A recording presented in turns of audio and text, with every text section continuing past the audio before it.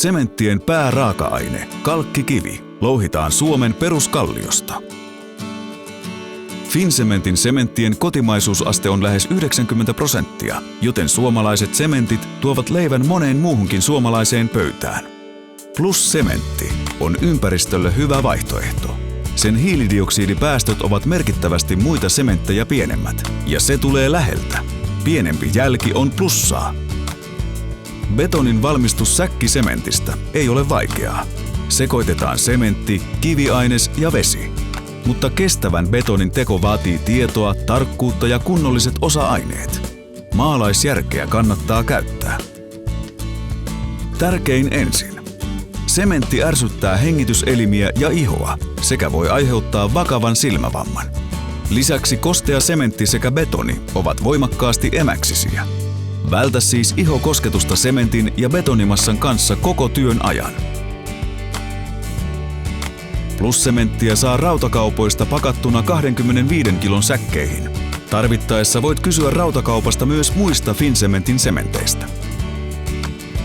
Betonin valmistukseen käytettävän veden tulee olla puhdasta. Mitä enemmän kiviainesta saadaan betonikuutioon, sen kestävämpää betonista tulee. Tämän takia on suositeltavaa käyttää vähintään 2 erikokoista lajitetta. Huomaa, että kiviaineksen seassa ei saa olla multaa tai muuta eloperäistä ainetta. Se voi estää kovettumisen. Lämpötiloilla on suuri vaikutus valuun. Lämpötilan tulee olla vähintään 5 astetta, mielellään yli 10 astetta koko valun ajan. On suositeltavaa sekoittaa betoni koneellisesti.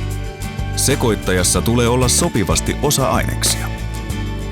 Lapion sijaan osa-aineiden annostelu kannattaa tehdä tarkkoina tilavuusosina, esimerkiksi ämpäreillä.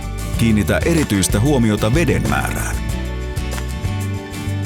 Sekoitussuhteet ja ohjeet löytyvät sekä säkistä että nettisivuilta. Sekoittajasta riippuen sekoitusajan tulee olla vähintään 3–5 minuuttiin ja massa tulee siirtää myllystä muottiin tunnin kuluessa.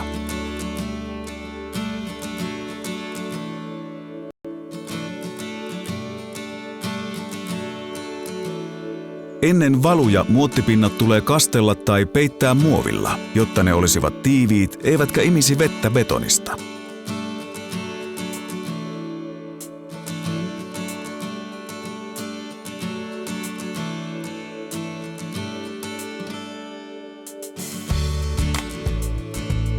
Betoni on tiivistettävä huolellisesti. Tiivistys kannattaa tehdä koneellisesti, esimerkiksi konevuokraamon sauvatäryllä.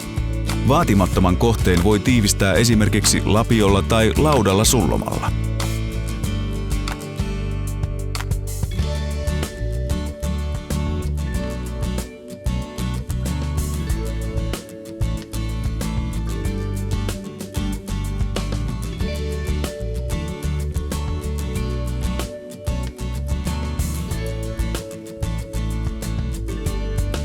Tiivistämisen jälkeen betonipinta oikaistaan tarvittaessa. Heti valun jälkeen betonia on jälkihoidettava, jottei pinta kuivu liian nopeasti ja halkeilisi. Valu pidetään peitettynä 1–2 viikon ajan ja alkupäivinä kostutetaan tarvittaessa vedellä. Vaikka betoni kovettuu ja muotit voidaan purkaa noin viikon kuluessa, niin kuivuminen jatkuu pitkään, jopa kuukausia. Paras keino kestävään lopputulokseen on tehdä betoni annosteluohjeen mukaan. Tiivistää se huolella ja muistaa jälkihoito. Käänny vaativissa ja säänkestävissä betoneissa aina ammattilaisten puoleen. Lisää hyviä neuvoja esimerkiksi vedenalaiseen valuun nettisivuilta www.fincementti.fi.